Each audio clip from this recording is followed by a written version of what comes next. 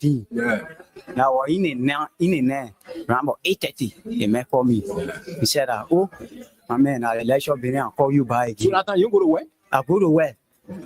I go to where? You leave from your working place, you come to the man. Yeah, I'm from to my working area to Clarence to now go to the man. To go steal now. No, I'm not go steal.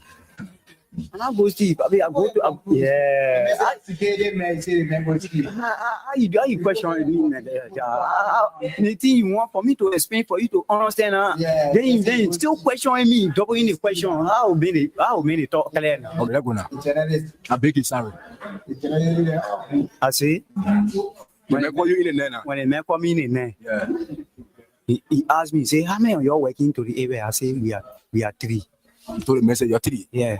So he said, I want to give you tea to carry to The man say, you want to give you what? tea.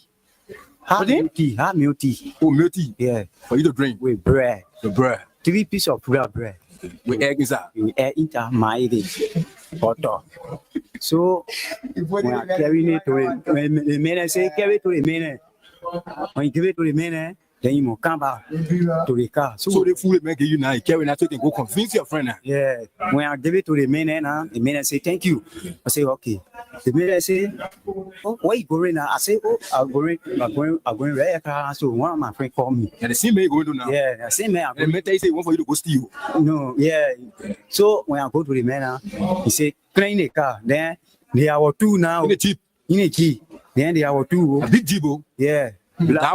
Black BG, photo G. Yeah. So when I clean the car now, air condition all inside. No, Papi, you can't wait for me to spin now. I'll leave the water now. You can judge people. I just asking you a question, sorry. You can judge people like you can here. No, I'm a journalist. I beg you, sorry. The way you talk in the question, you say when I move from here, I'll free. You say when I move from here, I'll free. You said one talk again. I wanted to make a whole talk clear to you, but you double in the question. Hi, looking, then you want post another more word there again. Why not be looking to the top? I'm not going to again. And said they call me to the office of OSP. I think you explained to me that you come to get paid. You say you get a tea to the man. After you get a tea to the man, and you come now. So what next now? And for me, I'll not pay. Nobody, you getting very. You say asking you too much question. Hey, there's me things. Say make your egg and bread. You bring it. To, okay, sorry. Now I say sorry now. Okay, sorry. If you I will not ask you the question again. Okay, sorry. When I give you answer now, then okay. Explain again. I'm not asking you no more question again. Okay, like why now? Go to school. The English say I need the English. Okay, sorry. Sorry now. Sorry. Say Ali, you take time. You take time. I'm taking time. Okay, sorry. Okay. Say I can take time to explain. Yeah, okay. I'm filled with a profound sense of gratitude and humility. It has been an honor and a privilege to serve as your president and commander-in-chief for the past 6 years. Together in 2018, we embarked on a journey to build a united, peaceful, and prosperous Liberia. And I am deeply thankful for the trust and support you have bestowed upon me and my administration during my tenure. As we navigate the complexity of governance, your partnership was instrumental in the development and implementation of policies and programs that aim to bring progress and development to our great nation. Reflecting on the accomplishment of these 6 years, let me tell you that I am proud of what we have achieved together. We have built role people, one nation indivisible with liberty and justice for all. Let us remember the strength of our unity, the resilience of our democracy, and the hope that lies in the future of Liberia. As we welcome a new era, let us move forward hands in hand with a shared commitment to building a united nation that will continue to strive on observing the tenets of democracy and adhering to the rule of law. May God bless you all, and may God continue to bless the Republic of Liberia. Those who go to speech, inauguration, everybody comes. We are rejoicing over the defeat of the old regime. We are rejoicing over the effort to build a new regime. Then we'll sit down with happiness. We go write paper for that 79-year-old. He's talking to me. He go there. I'm taking that issue. I will tell you, yes, I will bring one more here. Because you think one more, I will translate. I will tell you, He does not pay.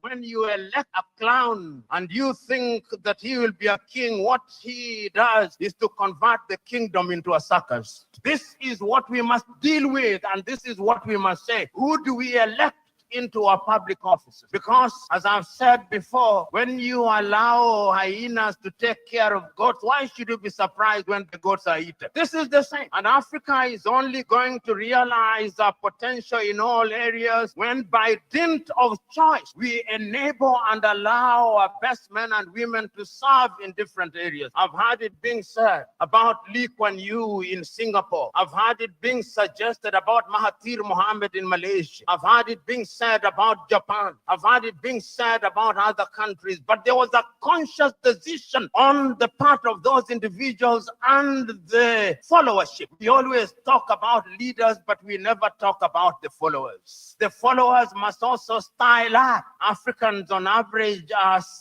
for some reason attracted to thieves. Africans are for some reason attracted to men and women who cannot serve her. And when they are not served, then they complain. When Africans are told, choose you now whom we shall release, Jesus of Nazareth or Barabbas, they say, release Barabbas. And when Barabbas behaves like Barabbas, they say, why are you not behaving like Christ? It cannot be done. In May of 2001, signed a second of two executive orders, number 13213, Defense Exhibit D310, in which it was stated, and I quote, the government of Liberia's complicity in the RUF's illicit trade in diamonds and its other forms of support for the RUF are direct challenges to the United States foreign policy objectives in the region, as well as the rule-based international order that is critical to the peace and prosperity of the United States. Therefore, I find these actions by the government of Liberia contribute to the unusual and extraordinary threat to the foreign policy of the United States described in Executive Order 13194, with respect to which the President declared a national emergency.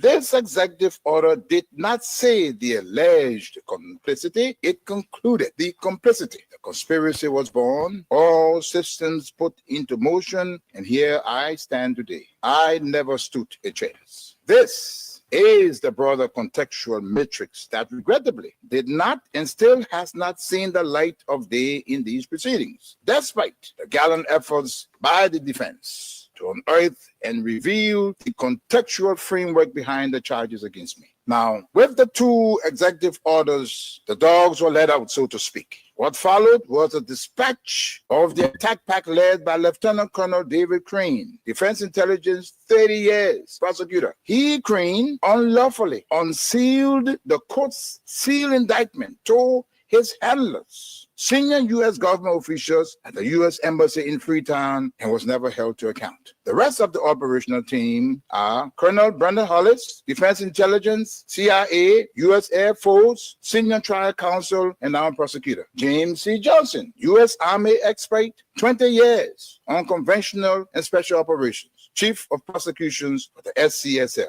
Alan White, 30 years, Defense Intelligence, recalled from retirement to head up investigations at the Special Court of Sierra Leone. Stephen J. Rapp came on board as chief prosecutor for a short time of experience from Capitol Hill, where he served with the U.S. Senate Judiciary Committee sometime before. It came as no surprise to me that as a reward of sorts for Stephen Rapp's diligence in the execution of U.S. foreign policy objectives through these ad hoc tribunals, he was appointed U.S. Ambassador at Large for War Crimes issues. In support of the contextual framework of politics, on February 8, 2006, Lieutenant Colonel David Crane, prosecutor, appeared before a U.S. Congress Subcommittee on Africa, Defense Exhibit D404, and spelled out in clear terms the decision taken in support of regime change in Liberia and what needed to happen to solidify that process. There was little mention, if any, in his testimony about Sierra Leone. And here is what he said. I posted that 5 years from now, when the international community is challenged by other crises, Taylor in Calabar, under the protection of Nigeria, will make his move. We will wake up one morning and watch on CNN as Taylor rides triumphantly down the main street in Monrovia to the executive mansion, daring all of us to come and get him. Unless he is handed over to the special court for Sierra Leone, that scenario is not out of the realm of possibilities. He then asked, how do we assure Liberia's future? And he answers that. Ultimately, he says, what we do about Taylor in the next several weeks will determine the fate of Liberia and the new administration of its president, Ellen Johnson Sirleaf. Crane then sets out several plans, two of which I'll state here. He said, first, hand Charles Taylor over to the special court for Sierra Leone for a fair trial, his kind of trial. This takes him out of the local and regional dynamics that is West Africa. Second, tie any financial and political support to good governance in Liberia. Time does not permit, but the exhibits are present. Not even the Nigerian nation was spared from threats and intimidation, as explained by Femi Kayode, press secretary to President Obasanjo, the Nigerian head of state, who was with him in Washington when President George W. Bush promised, and I quote, to bring Nigeria to its knees if Taylor was not turned over to the special court. And what happened? Obasanjo buckled and capitulated. Now, this demonstrates the significant pressure that was brought to bear on President Obasanjo, irrespective of his personal and leadership obligations to the West African sub-region. And therein lies the dilemma for current African heads of state and government, but how to enter into binding commitments and obligations with the African pairs and remain steadfast, resolute, and unyielding in their fidelity to those agreements in the face of such unrelenting and punishing pressure from powerful Western leaders. My people, where you at? Where you at? Working for your stomach. Stop sleeping. Whip your hands, whip your hands, whip your hands, whip your. Come on, come on, come on. I know you're sleeping now. Gotta wake up some more, yeah? Okay, let's go.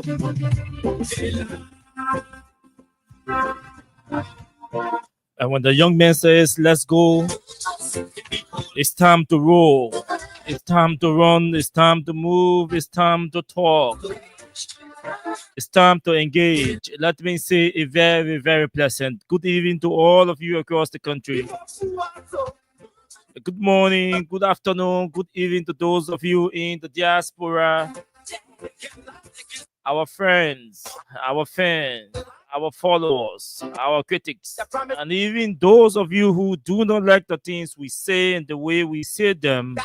It's good to have all of you joining us tonight on the Tuesday's edition of your favorite show that comes on radio at about this time, Mondays through Fridays in the Republic of Liberia, and broadcast and streamed live across the world.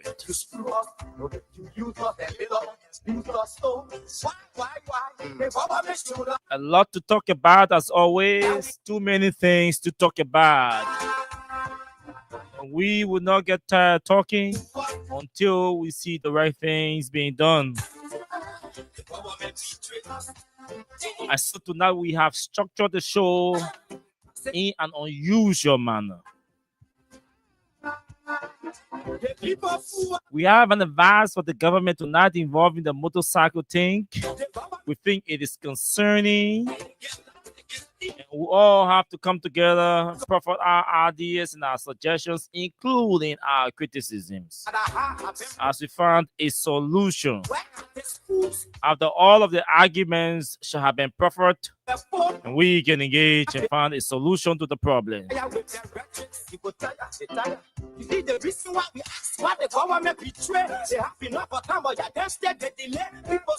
Oh yes, the vice president is in the news of recent. Your vision and your mission, your intention to the nation is for A lot of controversial statements are coming out of the US from the vice president of our country. And yes, we cannot allow those to slide off the bag. We cannot allow them to slide off the table. We have to elevate them and run our own analysis and make sense of the different comments, put them in the different contexts, and give them contextual analysis of the different issues. Oh yes, it's sweet. So tonight we play an emphasis on Jeremiah Cohen again, but this time around from different perspective. So the vice president has something to say about the former president of the country. The man said we are a common citizen. So tonight we want to provide some civic education for our vice president. That's all we want to do tonight. But before we render our opinion tonight, before we say to you what we think about the recording or the statement made by the vice president, we have already announced that the show is structured in an unusual manner tonight. So we are going to play the audio recording of the vice president for about 2 to 3 times. And then we open the lines to take 20 calls tonight to hear from you. What do you make of the statement coming from the vice president? We will do that. We will take 20 calls tonight. After the 20 calls have been taken, and then we will tell you what we think about the statement made by the vice president. And after that, we take 5 calls. So we're taking 25 calls tonight on the issues. Tonight, you are the ones doing the talking. We will just say small thing, and you will see the big ones, and then we move on. Today is the eve of a holiday. Tomorrow is Decoration Day. Those of us who lost our family members and friends at different time intervals. Tomorrow is a day set aside by the National Legislature to visit the homes, the graves of our relatives and friends and loved ones.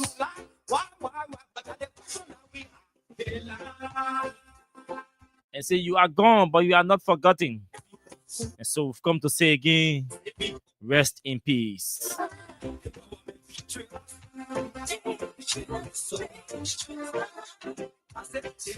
So tomorrow we all will be around roaming the different graveyards to pay homage to our fallen lovers, our fallen friends, our fallen relatives, our fallen parents. Well, whatsoever situation or category you find yourself in tonight and listening to the show, we'd like to join you in expressing our deepest sympathy to all of us, all of you who are bereaved, all of you who are going to sympathize tomorrow. Today is the birthdays edition, and so this edition is dedicated to the former First Lady of the Republic of Liberia, Madam Claire Marie Weah, as she celebrates today, along with many others celebrating from different places. We say happy birthday to all of you celebrating tonight. And so obviously that's the size and shape of the show tonight. Don't forget the cash giveaway is active. If you play, we do joy, you're going to win. If you do not play, that's left with you. But the short code is *799*11#. You do that and follow the instruction. Who knows? You might just walk away tonight with at least 4,000 Liberian dollars, respectively. Okay, all you have to do, make sure you dial *799*11# and send. 2 options will pop up on your phone. Option number 1 will be asking you to play in US dollars, and option number 2 will be asking you to play in Liberian dollars. Whichever option you select, you send, and you enter your mobile money password. This show is proudly sponsored by Crime Stopper Liberia of Ome Samsaya and is in partnership with Radio Entertainment Liberia. Very shortly, we take a break to pick a word from our sponsor, Crime Stopper Liberia, and then we go to our Facebook live feed to welcome all of you who've joined us tonight. As you are watching, as you are joining, the appeal is that you share our live to have others joining you.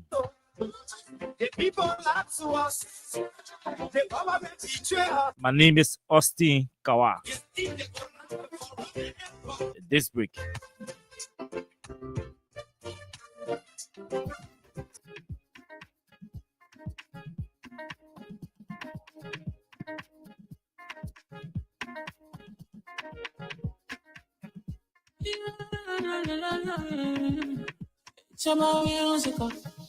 There are crimes in many places, in every community, you know, you can see. So if you see crime, report it. Don't take law in your hand for the right authority. Really can't take care of it. Crime Stopper here for us, bringing safety to your door. Whether you rich or you poor, if you see a you must talk it, and I mean you check. You work for your safety. If you see I don't keep it, my parts of report. Crime Stopper, the people bringing safety to your door. Crime Stopper, stopping crime and make it peace for them before. Crime Stopper Liberia, from the center to interior. Crime Stopper, keeping us safe, they're stopping crime for all of us. Crime Stopper, the people bringing safety to your door. Crime Stopper, stopping crime and make it peace for them before. Crime Stopper Liberia, from the center to interior. Crime Stopper, keeping us safe, they're stopping crime for all of us. Crime Stopper Liberia is your community crime fighting partner. Don't take the law into your own hands. Remember, if you see a crime, report it. This is a message from your own self, Ome Sam Sign. Crime Stopper, the people bringing safety to your door. Crime Stopper, stopping crime and make it peace for them before. Thank you very much, Ome Samsaya. Let's see whether we can go to our Facebook page and welcome all of you who've joined us tonight on this edition of the show. As you may be aware, today is the 12th day of today's the 11th of March. Alaska P. Welcome to the show tonight, Lawrence Norton, Phoenicia's Virginia Bar, Yassa Sharif, CDC Success, Keita for Life, Agatha Glasgow, Muyan Sharif, Dumont Hill, Juje Wonwe, Abdullah Dukli, Mohammed Balo, Chokon Sewini, Tina Cooper, J. Henry Na Class, Charles Gray, Emmanuel Bro, Asata Miller, Kaman Saki, and the rest of all of you joining us tonight. Let's welcome you to the show. Let's welcome you tonight. So,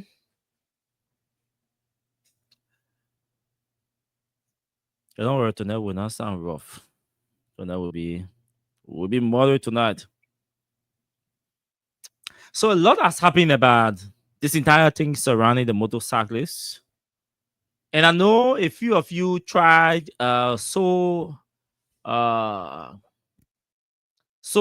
to have this motorcycle thing look political when it should not be political. And the entire political nature of this thing started with the police.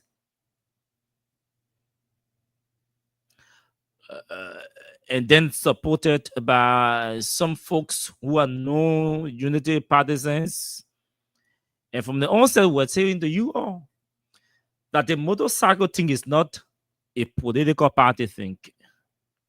because you have somebody who formed or funded a motorcycle group that supported the Unity Party. And so the side they think they should think should be the side of the government, which should not be a good thing.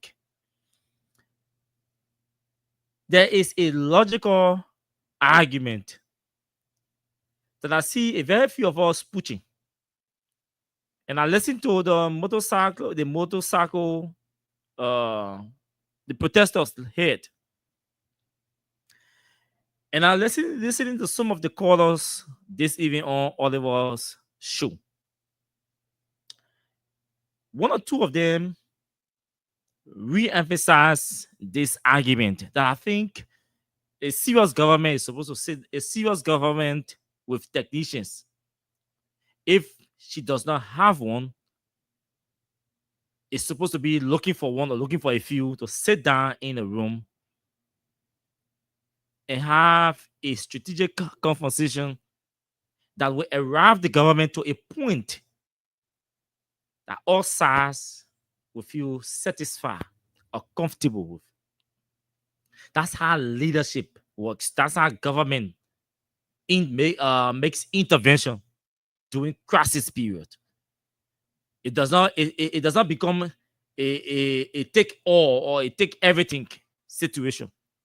But I see that most of the crises that the government is facing today is lasting beyond normalcy because the government wants to show strength. The government wants to show power. The government wants to show that she's influential. And the entire world knows that a government has power, has authority, has all of the state infrastructures available to it. So that government is obviously an influential body. So you don't have to physically show that you are influential or you're powerful against the ordinary citizens who you are supposed to be presiding over or managing. What is the argument? The argument is motorcyclists are rude. Motorcyclists are aggressive. Motorcyclists are combative. They are emotional. They are lawless. That's the argument. Do I share the view about lawlessness with motorcyclists? Yes, I do. Do I agree that all motorcyclists are lawless? No, I don't agree. Do I agree that taxi drivers some taxi drivers are lawless? Yes, I agreed. Do I agree that some taxi drivers are aggressive? Yes, I agreed. Do I agree that some taxi drivers are reckless in the traffic? Yes, I agreed. Do I agree that all taxi drivers are reckless and aggressive and lawless? No, I don't agree. Do I agree that the truck drivers are aggressive, lawless, and careless when they're driving at night? Yes, I agreed that they are extremely aggressive and the roads become risky at night when those trucks are plowing the road. But do I agree that all of the truck drivers are reckless and careless and lawless? No, I don't agree. Do we hold the views or the view that all road users or all Liberian citizens are entitled to the road? Yes, we do.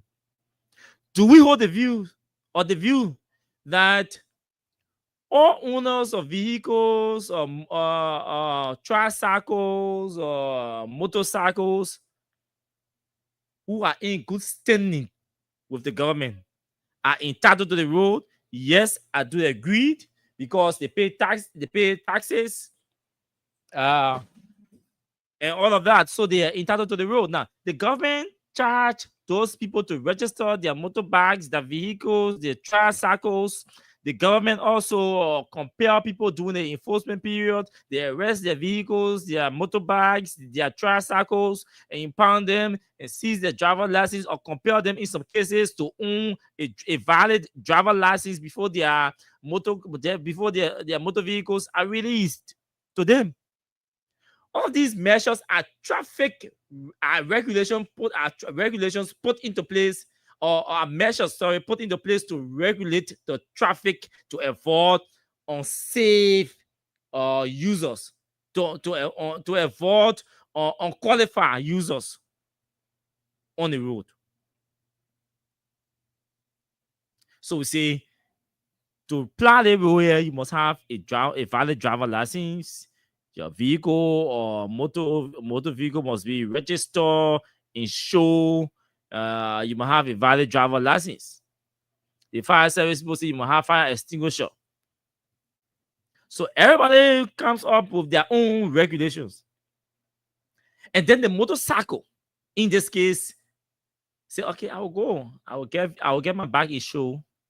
I will get my driver license, and I will register my bike with the Ministry of Transport because I want to plow this place.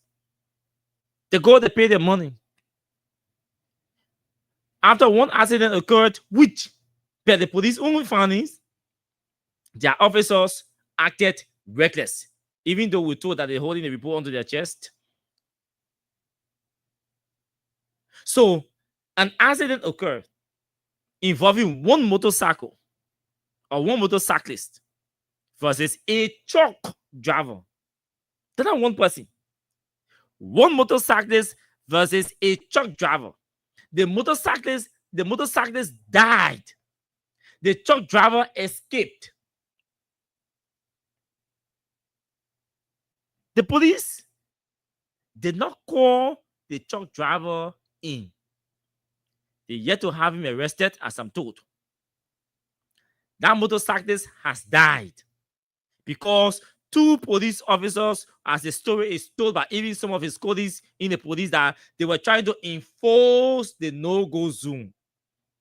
In the process, the motorcyclist was trying to escape or to park. Two different statements. In the process, the truck driver, the truck claiming the hill, I'm told that he lost brake. That's what I'm told. They say, oh, the man lose brake. Oh. So the man who lose brake up, he was coming down now and ran into the motorcyclist. And he died. It means that truck was not roadworthy. The truck was not roadworthy. It should not have been on the road, plying the road, because these are the things that the police officers, the traffic officers are supposed to be looking for. To be claiming here a loose brake, it means your truck or your vehicle was not roadworthy. And that's not 1 time, 2 times, 10 times, 1,000 times. The number of times that trucks have lost brake up hills in Liberia, they're more than Liberia age. They are more than Liberia's age. Just on Johnson Street, the number of buses and trucks that have lost brake claiming that hill, they are more than Liberia's age. And you know why? Every time a truck loses brake, it either destroys a billboard, it either destroys a vehicle, it either kills a human being or something, or injures a human being. The next day, you will see all the trucks flying the road. Nothing, no action is taken against them. The same applies to the buses. No action is taken against them. They're flying them. But when it comes to the motorcycles, they say all motorcycles don't come here.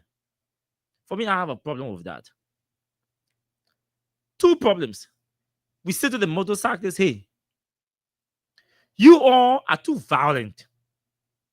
You take the laws in your hands when there are accident cases. But you when you spoil people's car, nobody can run behind you to beat you or bring your motorbikes. So why you guys are always seeing violent? You bring somebody's car, or you come in kill somebody, or come in beat somebody when there's an accident involving a motorcyclist and another vehicle. But motorcyclists can run into other people too. And nobody can beat them and harm them. That's one side of the conversation. So when I say we have to sit on the table and have a strategic conversation about this, a deliberation about this, and make it a give and take, that we see all sides benefit, that's what I mean. Because the motorcyclists have their own fundamental problems. The government decision has some fundamental errors too.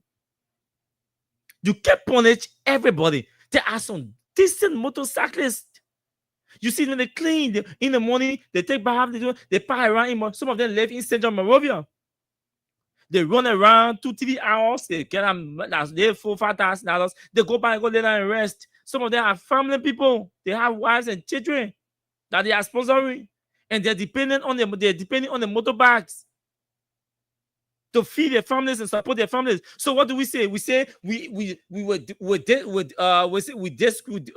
discredit all of that, all of their efforts.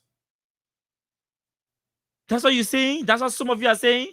The ones who are depending on the motorbike to feed them, just as family members are, some family members are depending on the taxi drivers to feed their homes. Some are depending on the keke riders to feed their homes. That's the same way some motorbikes, some motorcyclists are using or depending on motorcycle riding to feed their homes.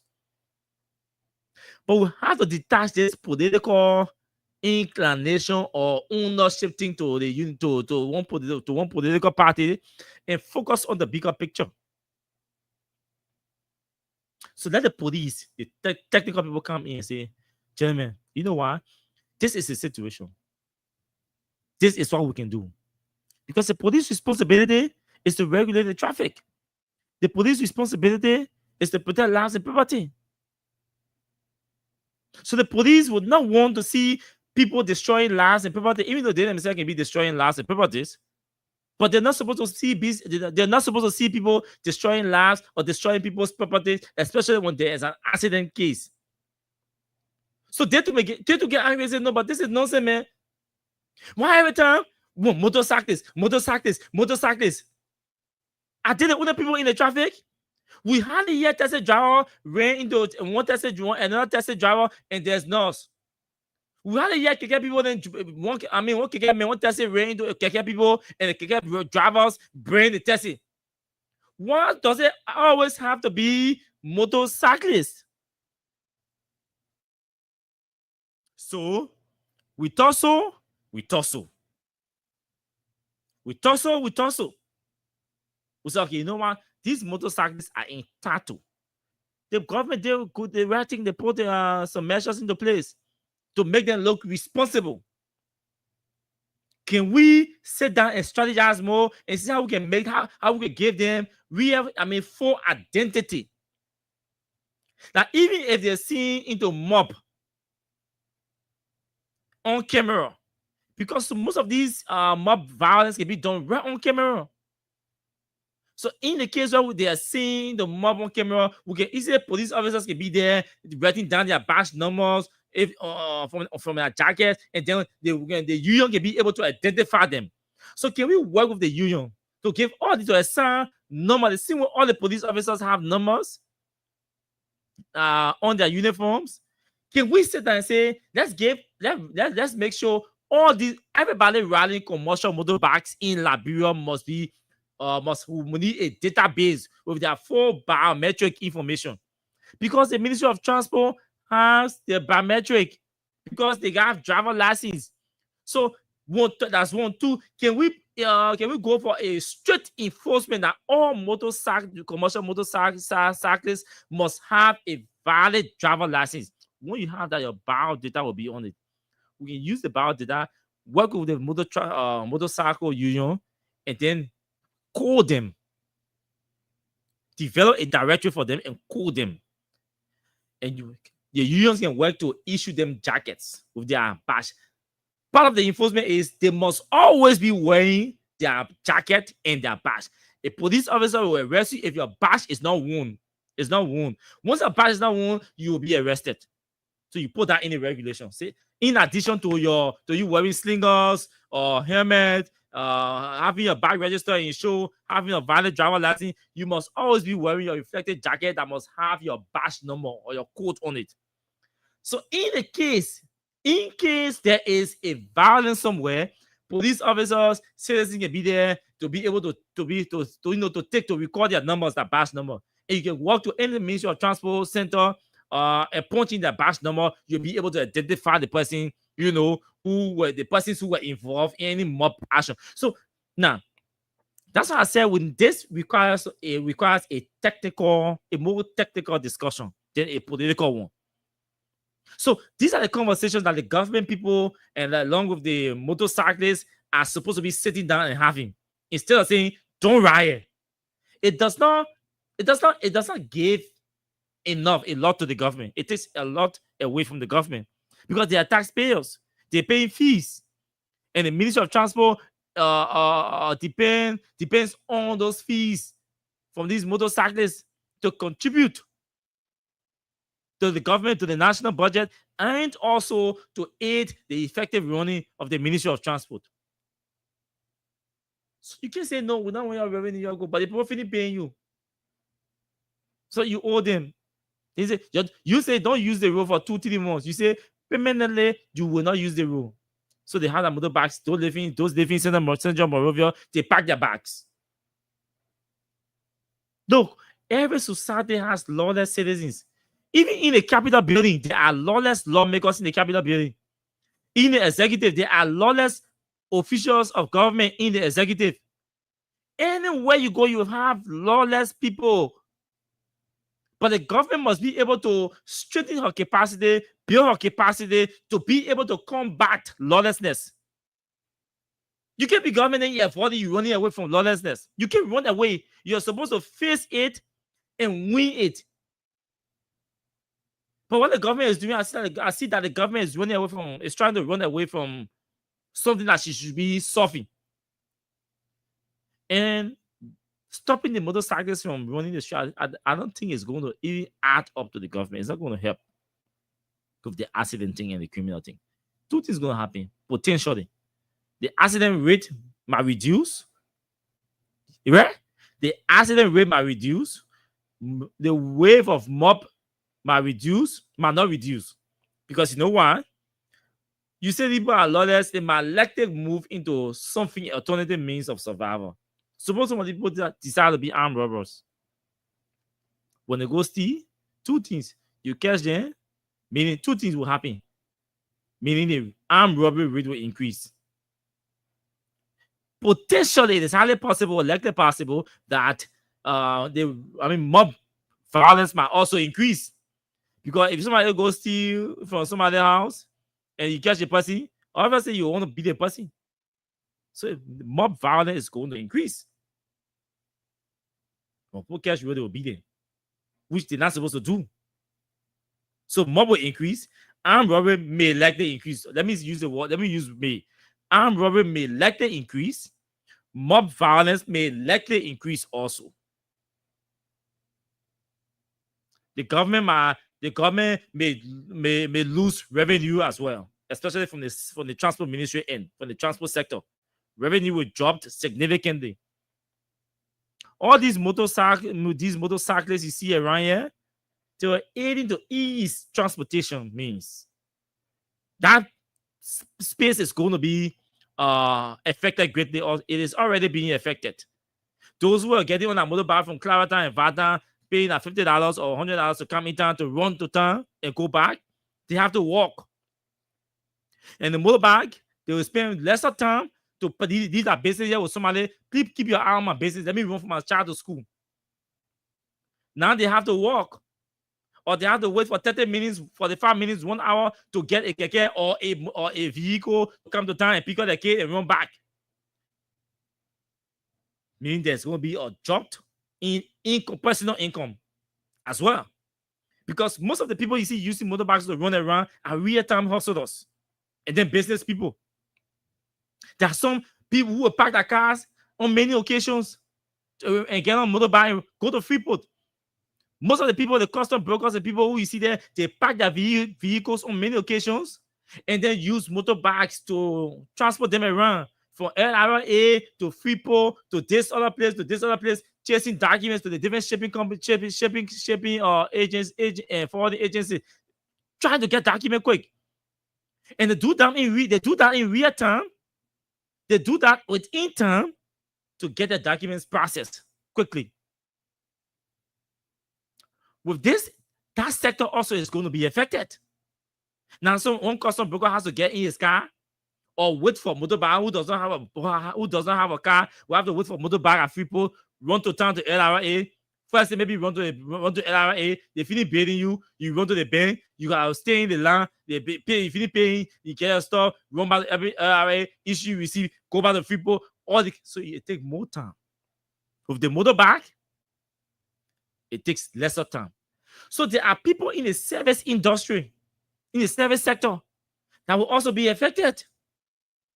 There are people in the services sector that will be affected. So we have to sit down and put all of these things on the table and run a critical analysis full of politics and see how we can find a solution that the two sides will be affected. Our problem in this country with our government officials is that two things. Either we're not sending the right people to public service, and so they are not concerned about the vehicles and the power and the authority they have. We're not sending people to public sector to head public institutions who have the ability to think outside the box, to run critical analysis with innovation. No, they're not concerned about innovation. They're not concerned about thinking. They're not concerned about rationalizing.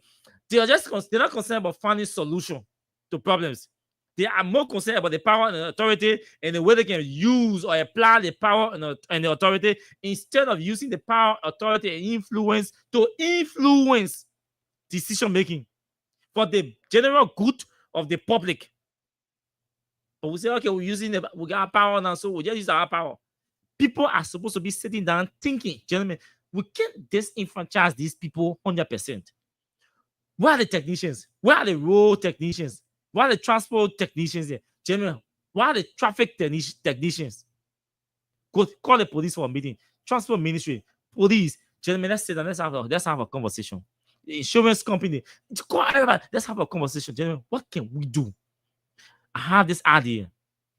Can we increase the enforcement mechanism? Can we increase the requirement to have motorcyclists fly in the street? If yes, what new requirements can we add that will help the public safety division at the Liberia National Police and also help the motor vehicle division at the Ministry of Transport and also increase revenue or maintain our revenue base that will not see us losing revenue? So the three sectors sitting down, they're having a conversation, a technical discussion. Then what I just suggested to you, it is workable. If you register all these guys, compare them to have driver license, you have the biodata, you have sounding code. It is already a requirement to wear reflective jacket. If the police can have code, the motorcyclists can have code. In other countries, the motorcyclists are riding the streets with code. They have that codes. So anybody can sit down and Ministry of Transport put a boot and then enter that person code. You will know where that person lives. You will know that person contact number. You will know everything about that person, and you can be able to easily file or communicate the person's biodata to the police, and then the police can be able to trace the person. And then the unions are also broken down into zones. So the zonal heads know almost all of the motorcyclists who are real commercial motorcyclists. So if you go to Brownsville, there's a leader there at Brownsville. So all the motorcyclists there, the leader of the Brownsville obviously knows that this person is a commercial rider. He's riding here. We know them. At the end of the day, if you investigate well, you will know that all of them know where each other living. They know their homes. So if a crime is committed and the person batch number is seen, you can be able to easily, because you're going to say batch, you're taking a picture. The police don't even have cameras. The media public affairs section of the police is so small. Some of the people that are even there, they don't even know what there's nothing new happening. I told one policeman the other day, I said, my man, you can have people sitting in your public affairs office and just doing press releases and introducing press conferences. When Greg come on talk, one person go and introduce Greg, and then Greg talk. The day Greg want to talk, he said, okay, you the police person, chief or spokesperson, go address the press. No, your public affairs division has to go beyond just addressing the press or issuing press release. What are new innovations you bringing? Can we build networks with journalists Who are reporters all in the field? Most of the police brutality thing you see and motorcycle thing you see, violation you see, that journalists reporting these things. Can we build and solidify our relationship with the citizens? Encouraging them to please use your smartphone instead of going live. Please use your smartphone to take pictures of both victims and perpetrators in a case where there is a violence somewhere. The citizens will get used to that. The journalists will start helping the police in taking pictures of police officers into fight with private citizens. The citizens will help to start taking pictures of motorcyclists into fight or misbehaving or protesting somewhere or destroying some other property because of accident. The moment the police say, gentlemen, can we have a picture? You see journalists filing pictures or citizens sharing pictures of those people. So just in case you cannot get their badge, maybe they say we're going our route today. So we are removing our badge. The fact that you can have photos pulling out from a particular violence session, the police can move to the different zones, motorbike zones, and look for other people. You can do that. In other countries, the motorbikes are coded. Say maybe you say, okay, the jacket, they may not take the badge from the code from the jacket. You go to register your bag, the bag is coded. So everybody know, so you see, and then you already have a no-go zone. So it makes it easier for the police. The bags are coded in many countries that have been to, the bags are coded. So if that motorbike is involved in an accident, you can be able to easily identify the motorbike. You don't pin the tail around the motorbike easily. It's engraved. Then you have the pin on the side with your code. So in the case of anything, you can be able to identify the person. Because you even go to, because when you see 035, you already know 035 cannot be from Broadview. 035 is from Johnsonville. You go straight to Johnsonville. John Major 035. Okay, no, 035. The person from around Bannerville or Johnsonville area. Because the code is there. But again, you need thinkers, strategists, innovators in the police, in the Ministry of Transport, who will sit down to just think. You sit down thinking, inventing new ideas, new strategies that will enhance in public effectiveness with the motor vehicle division, both at the police and the Ministry of Transport. It's not just about, how do you feel in the morning you go 1 week, 1 year you work in a particular office, you have not created or invented any new idea? I mean, how do you feel? 1 year you're working somewhere, you cannot boast of inventing one new idea that you recommended to your boss and your boss took it and it is working at your entity. Some will go 6 years. Some are working at the Ministry of Transport for 10, 15 years. They have not invented any new idea. They have not recommended any new idea that the Ministry of Transport can use to enhance the effectiveness at the workplace. Same applies to the police. So people, as soon as you hear this, more, they get angry because take your time, don't get angry. Sit down and think. Think. When you think, you will be able to invent. When you invent, you'll be able to innovate. And your bosses will start, and you'll start to see new ideas. What do you think? You go to Freetown, you go to Abidjan, you go to Togo, you go to Ghana, you go to Zimbabwe, then Ethiopia. Then what do you think these other African countries are having a well laid out system for motorbikes? These people, they have commercial motorbikes running. But what do you think it is so structured and laid out? Because you have people there. One is that the society is literate. Our problem is our society is not literate. The literate people in the society are in public service, but they behave so illiterate that they've never been to classrooms. So let's call a spade a spade. We tussle. We can't be sitting down as a country and making it to look like we do not have a solution for a problem. So let's call it off. Folks, that's what we're saying to the world. That all the entire country, all the people who want to school in the country, all the educated people in this country, we are saying to the world that, hey, we do not have a solution to this problem. That we see motorbikes, riding the commercial motorbikes, plying the street, properly regulated with less violence activity being reported. That's why we're saying that ourselves. I mean, we are defeating ourselves. The police is defeating herself. The Ministry of Transport is the entire government is defeating herself when it comes to regulating motors or commercial motorcycles. That's what they're saying to you. And it's a shame. It's a disgrace. It's an embarrassment that the entire government will be saying, you know what I mean? You're calling that whole thing off. We don't get time for that thing. No, you are defeating yourself. Your responsibility is to regulate. Regulation does not mean abolishing somebody who has right to using the road. No. This somebody say, oh, somebody referencing Europe and other countries. Yes, the other countries you're referencing, all the countries you referencing, they have road networks. So motorbike and people no car can get you. They have road network. Can't put in a right to the junction. Somebody can take you and carry you straight. So they're parking at the major intersections. They're Freetown, for example. They're parking at the major intersections. They carry you inside the communities. And when they tell you, see, you can't move from you only belong on Broad Street. All your motorbikes on Broad Street are painted blue. So as soon as you see blue motorbike, as soon as you enter Monrovia, you see blue motorbikes. You know that blue motorbikes are supposed to be on Broad Street. When you see green on Broad Street, it means it'll be maybe around Broad and Lane Street intersection, waiting for you to cross and carry you down Lane Street, and it'll be green. So in Freetown, the motorbikes are colored. They are colored. So you see, even the taxis are colored. So no green taxi will move from Johnson Street and go to Ashmore Street.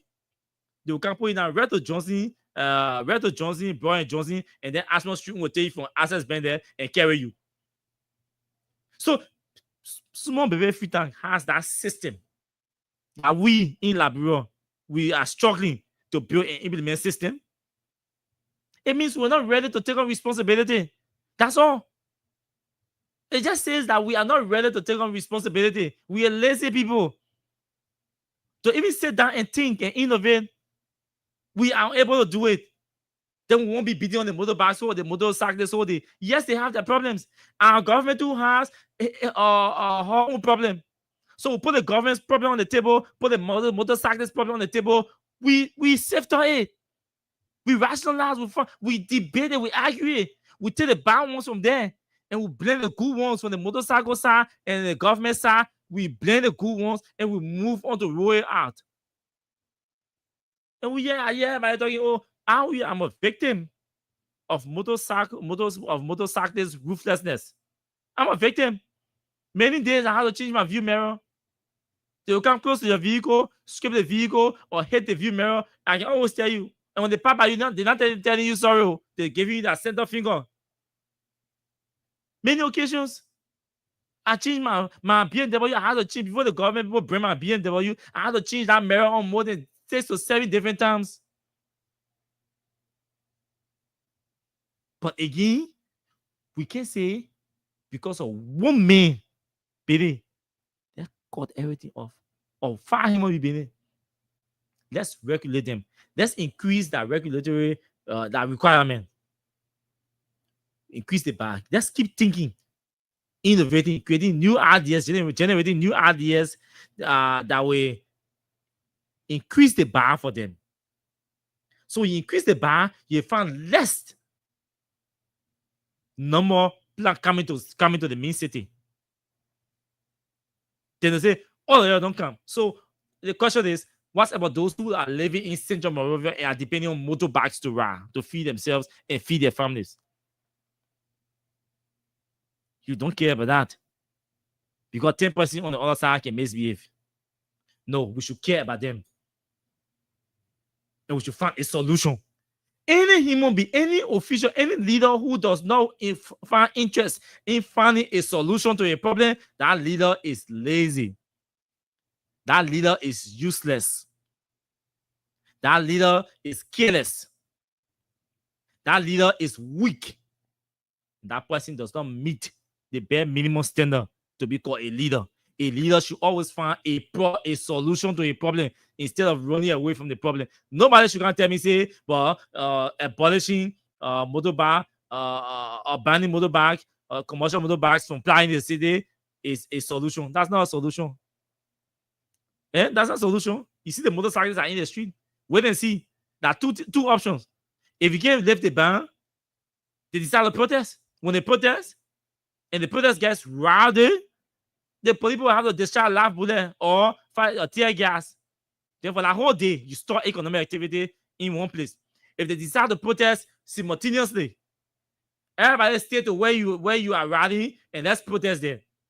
They keep the police busy, the whole country busy that whole day. You stop economic activities across the city center because you refuse to own a responsibility, because you refuse to own a problem and fix it. So you store everything. You're thinking about this. Okay? You're thinking about that. But I think the government has to, it has to be a give and take thing. It can't be a one-way thing. It has to be a give and take. Government has to lose. Government has to give away something and take something. The motorcyclists have to give away something and take something. And we were happy to beat on the motorcyclists. They must accept additional measures, additional requirements to qualify you to apply in the city center. I will support that. I will support the government coming up with additional measures, safety measures, both safety and security measures that will qualify commercial motorcyclists to apply or ride in the center city. I will support that, but I will not support banning them from coming to Monrovia. I will not support that. If you increase the measure of the standard or the requirements for them, good, we'll clap for you. But he said, no, don't come at all. Then it's a problem there. Then there is a problem. Now, that's how much I can, like I said tonight, I'll just say we can come here, oh, Joe Burger and this and that. And tonight we are advancing you. We are advancing you. Tomorrow, we'll come again and advance you. When you listen, when push come to shove, some of us will sound the way you ain't like us to sound. They say, oh, they remember the pro-CDC or the pro-opposition. But no, tonight we are advancing you. You ain't saying we pro-CDC or pro-opposition. And that's the essence of the media. At times we chastise you. At times we beat on the government. At times we criticize the government. Or most times we criticize the government and beat on the government. But in some instances, especially the ones that have potential threat, the ones that pose potential threat to the state, especially the peace and security of our state, we have to harness our indifferences and then advance a conversation that will include all sides of the crisis. But that it leads us into finding a reasonable solution that the entire country will appreciate and celebrate. For us, that's how we see our media advocacy. So you see me talking Joe Burger there? No, because where this motorcycle thing is reaching is becoming a national threat. That we might lose more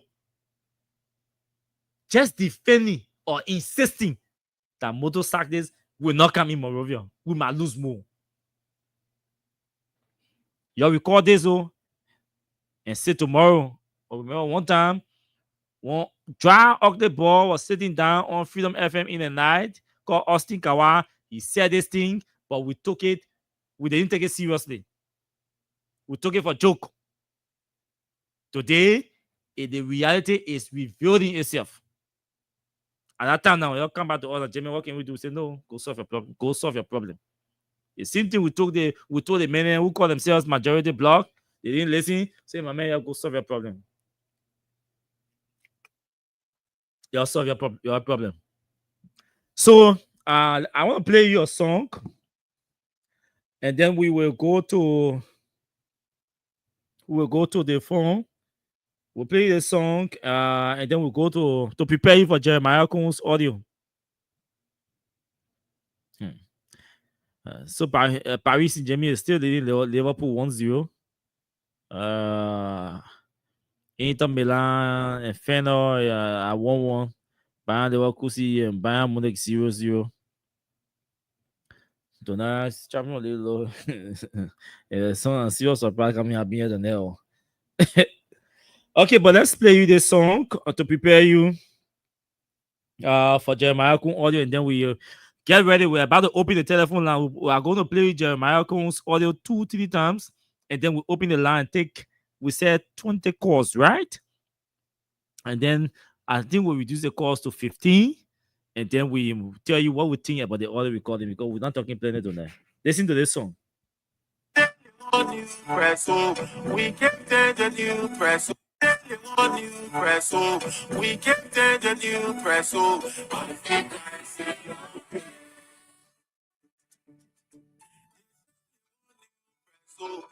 get the new press.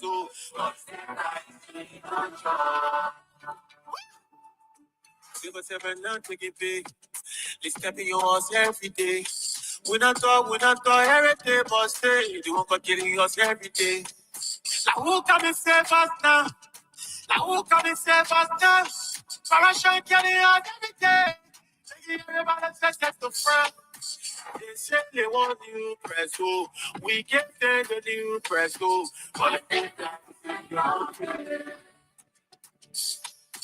They say they want new press, oh. We get the new press, oh.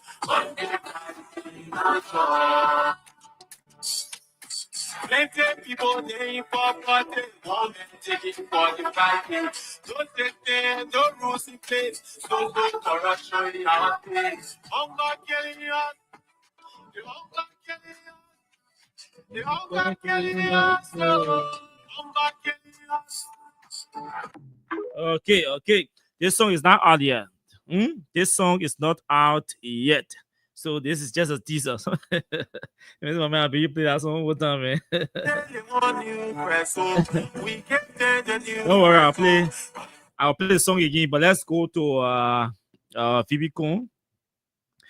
So Jamal Kong had a lot to say in the US. You know, he's visiting the US, and he granted an interview to I'm told the closing argument, St. Timothy George. And so listen to what your vice president had to say. Amongst the many things he said, this is a 1 minute 44 seconds audio. Okay. So,